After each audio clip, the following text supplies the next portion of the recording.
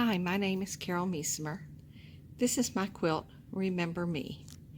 It was started on September 11th, 2001, and it was completed in April of 2002.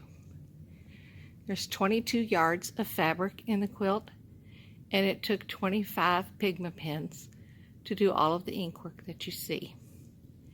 Every name that's engraved on the memorial in New York City is on an individual strip, one for each person, that hangs from the quilt.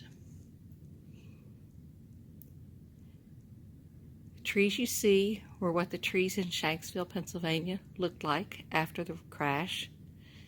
The Manhattan skyline is the way it looked looking in from New Jersey. The towers are quilted to scale as small ghost images in the outline. The American flag is quilted across through the background. To quilt the flag on, I cut freezer paper strips into the design and ironed them to the fabric, then quilted along the edges of the strips. The diagonal lines were laid down with a ruler and straight pins put in about every ½ inch and quilted from pin to pin. All of that work is done by hand. Let me show you some of the strips. Each strip is designated with where the person was, if they were on one of the flights, or if they were the Army or Navy from the Pentagon, or if they were in the World Trade Center. Included on the piece are the 6 victims of the 1993 bombing at the World Trade Center. To locate a name on the quilt, go to the back, and there are buttons with the rose numbers, and every 11th strip is identified. Each strip is sewn on individually with 11 stitches. To find a name on the quilt, you go to the book that I have, and it shows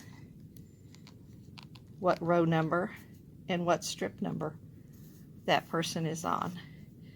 So to find Tanyelle McDay, her strip would be 42-5. So I go back to the quilt and look for row 42. There's 35.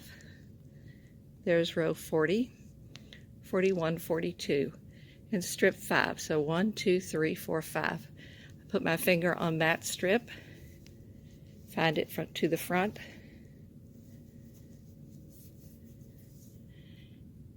and there's Tanyelle's strip.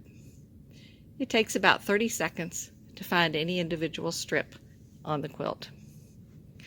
Where the family relationships were known, they're grouped together on the quilt. For instance, Leslie Whittington was on a trip to a new job and traveling with her husband and her 2 daughters, Dana and Zoe. I hope you liked my quilt. It's called Remember Me, and it took about 7 months and 20 years to complete.